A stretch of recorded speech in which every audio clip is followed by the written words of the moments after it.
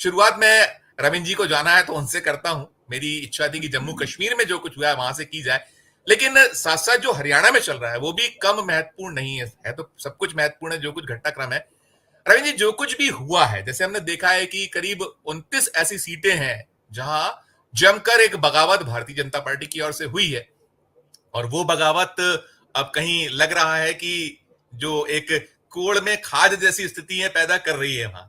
और साथ साथ जो वहां मूव जो भी कांग्रेस की ओर से हुए, विनेश फोगाट या ये जो पुनिया को लिया गया है, इन सब परिप्रेक्ष्य में क्या टिप्पणी होगी? कितनी मुश्किलात और बढ़ गई है भारतीय जनता पार्टी की? रविंद्र जी। जी नमस्कार। सभी पैनलिस्ट को भी मेरा नमस्कार। बिल्कुल ठीक बात है सर, पहले से ही परेशान है, 10 साल का एंटी इनकम्बेंसी है और उसके ऊपर से बीजेपी में ये भारी बगावत का सिलसिला शुरू हो गया और अब ये दोनों पहलवानों ने भी पार्टी ज्वाइन कर ली। तो बीजेपी की मुश्किलात मुश्किलात जो हरियाणा में है वो लगातार बढ़ती जा रही है, कम होने का नाम नहीं ले रही। पिछले लंबे समय से जो भी मुख्तलिफ मुद्दे थे, खास खास जो मुद्दे थे जो कि बीजेपी को तंग कर रहे थे, उन्हीं मुद्दों पर बीजेपी को अब ज्यादा दिक्कतें हो रही हैं। किसान का मुद्दा था, पहलवान का मुद्दा था, जवान का मुद्दा था। जहां तक जवानों की बात है, वहां से मैं शुरू करूं तो आज देश भर से करीब 25,000 जो स्टूडेंट्स हैं जिन्होंने एप्लीकेशन फॉर्म भरे हैं अलग अलग नौकरियों के, उन्होंने कुछ शुरू कर दिया है। वो रोहतक से निकले हैं अभी चंडीगढ़ के लिए मुख्यमंत्री के घर का घेराव करने के लिए। वो लोग भारी परेशान हैं। उन्होंने सीईटी का एग्जाम दिया था, 2021 में हुआ था, उसका नतीजे आज तक नहीं आए। 4 साल से बच्चे इंतजार कर रहे हैं। बहुत सारे उसमें से ओवरेज हो गए और 12 लाख बच्चों ने वो एग्जाम का फॉर्म भरा था। 12 लाख की संख्या मुझे लगता है बढ़ बढ़ के 20 लाख के आसपास हो गई होगी। तो उनका कोई अता पता नहीं नौकरियों का। और उसके बाद जवान जो है, किसान की बात करें तो किसानों की तकलीफें लगातार बढ़ती जा रही हैं, सरकार के पास उसका कोई इलाज नहीं है। किसानों के जो प्रकोष्ठ के अध्यक्ष थे बीजेपी के, उन्होंने भी रिजाइन कर दिया। अब बीजेपी के ऊपर दोहरी मुसीबत है कि वो किसी तरीके से नैरेटिव सेट करने की कोशिश कर रही थी कि हम किसानों के हितैषी हैं। तो वो प्रकोष्ठ के अध्यक्ष के रेजिग्नेशन के बाद पूरे प्रदेश में अब ये है कि जो आप अपने किसान प्रकोष्ठ के अध्यक्ष को भी अगर मैनेज नहीं कर पा रहे हैं, उनसे बात नहीं कर पा रहे, तो कैसे होगा। और उसके बाद पहलवानों ने तो आज फिर सोने पे सुहागा कर दिया। जिस तरीके से बजरंग और विनेश फोगाट ने ज्वाइनिंग की है और जो धमाकेदार ज्वाइनिंग हुई है, पहले वो मल्लिकार्जुन खड़गे से मिले और उसके बाद वेणुगोपाल के हाजिरी में उन्होंने पार्टी को ज्वाइन किया। तो उसका संदेश पूरे हरियाणा में गया है सर। देखिए हरियाणा में ये हमारे इलाके की बेटी है, चरखी दादरी और बाडड़ा की रहने वाली ये है और वहाँ की ये लड़की है, बेटी है। तो हरियाणा में तो बेटियों का सर देखिए बहुत ज्यादा सम्मान किया जाता है, रिस्पेक्ट किया जाता है। और अगर बच्चियों के साथ इस तरीके का दुर्व्यवहार हो और वो लगातार सड़कों पर न्याय के लिए भटकती रहें और सरकार के कान पे जू भी ना रहेंगे, और वो भी केवल उस व्यक्ति के लिए जो एक सांसद है, वो बहुत बड़ा नेता तो है नहीं, कोई अमित शाह के ऊपर तो एलिगेशन लगे नहीं थे, कोई योगी आदित्यनाथ पर तो एलिगेशन लगे नहीं थे। ऐसे व्यक्ति को डिफेंड करने के लिए अपनी पूरी जो इज्जत है या जो एक अस्मिता होती है या सरकार का जो इकबाल है, उसके साथ कॉम्प्रोमाइज करने की बीजेपी को जरूरत नहीं थी।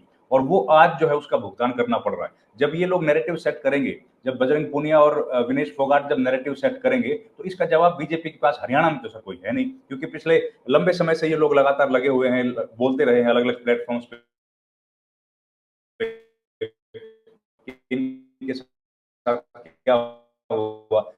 अब देखिए पोक्सो जैसा एक्ट, जिस व्यक्ति पे पोक्सो लगा हो, ज्यादा भाई भतीजावाद जो किया गया, जिस तरीके का नैरेटिव घड़ने की कोशिश की गई, इन लोगों को ही उस वक्त में कांग्रेसी बता दिया गया। और बजरंग पूनिया देखिए विशेष तौर पर यहाँ पर जो है ना वो एक फाइटर के तौर पर उभर कर आए, क्योंकि सीधे तौर पर बजरंग पूनिया का इस मामले से लेना देना नहीं था, लेकिन वो क्योंकि उनके कुलीग पे अत्याचार हुआ, उनके खिलाफ शोषण का मामला था, तो उन्होंने एक समझिए कि जो हरियाणा की रीढ़ है ना, हरियाणा की जो डीएनए है, उस डीएनए के तहत उसने अन्याय के खिलाफ लड़ाई लड़ी। उनको समर्थन करना था, अपना करियर दांव पे लगा के समर्थन करना था, क्योंकि किसी के साथ अन्याय हुआ है। और वही आज जो है वो पूरे हरियाणा में उस बात की गूंज है कि इस व्यक्ति ने अन्याय के खिलाफ लड़ाई लड़ी, इस लड़की ने अन्याय के खिलाफ। देखिए पहलवान होना, उसका मेडलिस्ट होना, ये नंबर 2 की बातें हैं सर। सबसे पहले बात है कि वो हरियाणा की बेटी है, वो यहाँ की लड़की है, और लड़कियों के प्रति जो सेंटिमेंट है सर वो अलग है।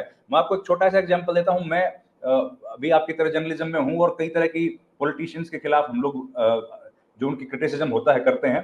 तो एक पॉलिटिशियन जो हमारे इलाके की है, महिला है, उनका क्रिटिसिज्म या उनके बारे में जब कुछ एक ऐसी बातें आई तो हम लोगों ने वो की, तो उसके बाद मुझे तुरंत फोन आ गए हमारे परिवार के कुछ सदस्यों के फोन आ गए, बोले कि यार आपको जो करना है जर्नलिज्म जैसे ही करनी है करो, लेकिन इस लड़की के बारे में मत कहो, ये बिना बाप की बेटी है, चाहे नेता है, लेकिन सबसे पहले ये लड़की है यहाँ की, चाहे हारे चाहे जीते, आपको वोट डालना डालो, लेकिन इसके बारे में मत बोलो।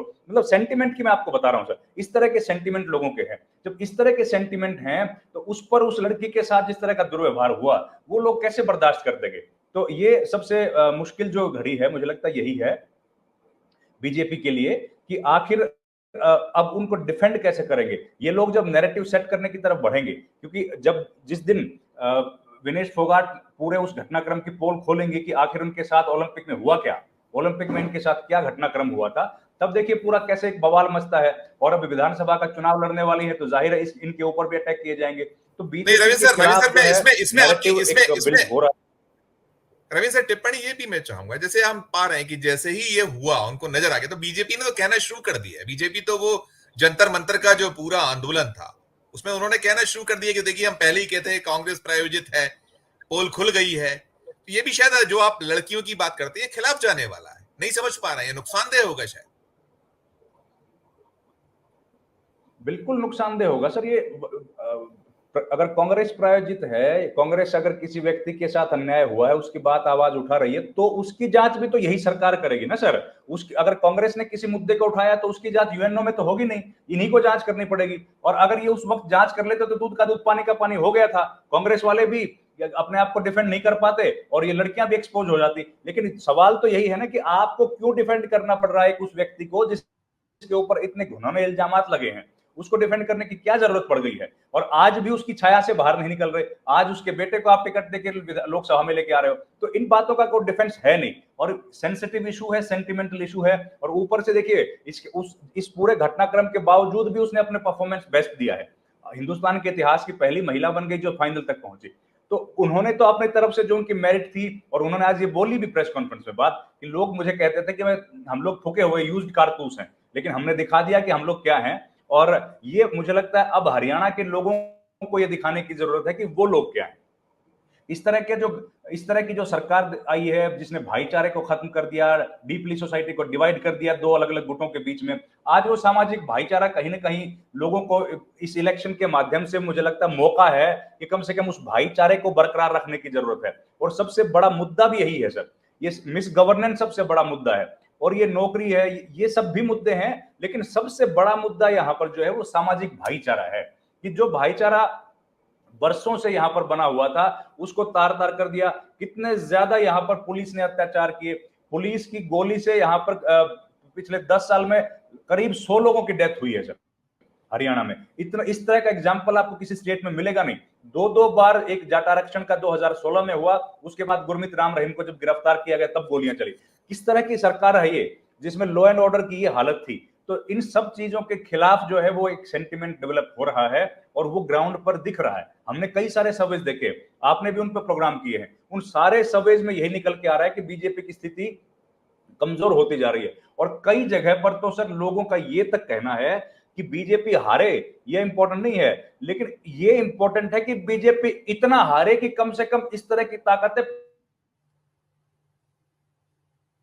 शायद संपर्क है। टूटा अगर है। सामाजिक भाईचारा, सर हमारा हरियाणा जो है वो हुक्के की कल्चर का प्रदेश है, जहां पर एक हुक्के के ऊपर बैठकर सब लोग इकट्ठा होकर अपने सुख दुख की बात करते हैं, और सवेरे 4 बजे वो लोग हुक्का गुड़गुड़ाना शुरू करते हैं। और यहाँ पर अगर किसी का सामाजिक बहिष्कार किया जाता है तो सर उसका हुक्का पानी बंद किया जाता है। हुक्का पानी का मतलब है कि वो व्यक्ति समाज में बैठने के लायक नहीं है, और यहां उसी समाज को डिवाइड कर दिया। इससे बड़ा नुकसान हरियाणा प्रदेश का कुछ हो नहीं सकता सर। नौकरियां 5 साल में नहीं तो 10 साल में क्रिएट हो जाती हैं, सरकार में नहीं तो प्राइवेट में क्रिएट हो जाएंगी, कारोबार शुरू हो जाएगा, खेल शुरू हो जाएगा। लेकिन भाईचारे को जो नुकसान हो गया, जो बंधुत्व को खराबा हुआ है, उसका भुगतान करने के लिए कई बार तो बहुत लंबा समय लग जाता है। और मुझे लगता है वो जो सेंटिमेंटल इशू है और इन लड़कियों के साथ जिस तरह का घटनाक्रम हुआ है, वो सबसे ज्यादा इंपॉर्टेंट, सबसे बड़े चुनावी मुद्दे इस इलेक्शन में बनने वाले हैं। और इसीलिए शहर होने के बावजूद भी, 10 साल मुख्यमंत्री देने के बावजूद भी, आज कर्नल करनाल से मुख्यमंत्री को भागना पड़ा, नई सीट उनको तलाश करनी पड़ी, लाडवा में जाके उनको चुनाव लड़ना पड़ रहा है। इससे बात जाहिर होती है कि कितना ज्यादा एंटी इनकम्बेंसी है। 4 अलग अलग सीटों पर उन्होंने 5 अलग अलग सीटों पर उन्होंने सर्वे करवाया कि कहीं कोई एक सीट मिल जाए जहां से मेरी जीत हो रही हो। वो सब सीटों से हारते हुए गए। सबसे कम सीट पर, जहां पे सबसे कम मार्जिन से हार हो रही है, वहां पर जाकर आकर मुख्यमंत्री ने जो है वो अपना नॉमिनेशन फॉर्म भरा है। और जहां पर जो बड़े नेता चुनाव लड़ना चाहते थे, वहां पर उनको चुनाव नहीं लड़ाया जा रहा। बीजेपी के भीतर खलबली मची हुई है। कैप्टन अभिमन्यु जो सबसे बड़े नेताओं में से एक हैं, वो नारनौल से चुनाव लड़ना नहीं चाहते थे, उनको नारनौल में भेज दिया। ओम प्रकाश धनखड़ बहादुरगढ़ से चुनाव लड़ना चाहते थे, उनको बादली से चुनाव लड़ा दिया। रामविलास शर्मा वो व्यक्ति हैं जो एक विधानसभा की सीट जब बीजेपी की आती थी तब भी वो बीजेपी का झंडा उठा के खड़े होते थे। 67 लोगों में उनको इस लायक नहीं समझा गया कि उनका नाम उस पहली सूची में आए। तो वो बहुत खफा है। आज चर्चाएं हो रही कि हो सकता है वो कांग्रेस पार्टी में चले जाएं, और जो कई विधायक हैं वो कांग्रेस छोड़ के चले गए। रणजीत सिंह चौटाला, जिनको लोकसभा चुनाव के दौरान पूरे गाजे बाजे के साथ लेके आया गया था, क्योंकि चौधरी देवीलाल के बेटे हैं, और देवीलाल हिंदुस्तान के एक जमाने में किसानों के सबसे मजबूत और बुलंद आवाज थे, और उनके बेटे को उपयोग किया गया कि किसानों के बारे में एक नैरेटिव सेट करने के लिए कि देवीलाल के बेटा हमारी पार्टी में है। जैसे ही चुनाव खत्म हुआ, उनको इस बार लोकसभा विधानसभा के टिकट के लायक भी नहीं समझा गया। उन्होंने डंका बजा दिया कि वो विरोध करेंगे। और एक आखिरी बात, सर, राव नरवीर जैसे व्यक्तित्व भी यहां पर हैं, जो पूरे हिंदुस्तान में जो कहते हैं कि सबसे बड़े नेता, और एक बार जो फैसला कर लिया उसको नहीं पलटने वाले अमित शाह, वो अमित शाह के घर गए, उनको बुलाया गया घर पे, और उन्होंने ठसक के साथ बैठ के और वहां से टिकट लेके आ गए, और सारी पार्टी देखती रह गई। ये भी हरियाणा में ही हुआ है। और मुझे लगता है प्रधानमंत्री नरेंद्र मोदी की जो पहली रैली, जब उनको प्रधानमंत्री का उम्मीदवार बनाया गया था, तो रेवाड़ी में हुई थी, और मुझे लगता है आखिरी रैली भी प्रधानमंत्री की हरियाणा में ही होगी। और हरियाणा के जो विधानसभा चुनाव होंगे, इसमें अप्रत्याशित परिणाम सब हम लोगों को देखने को मिलेंगे।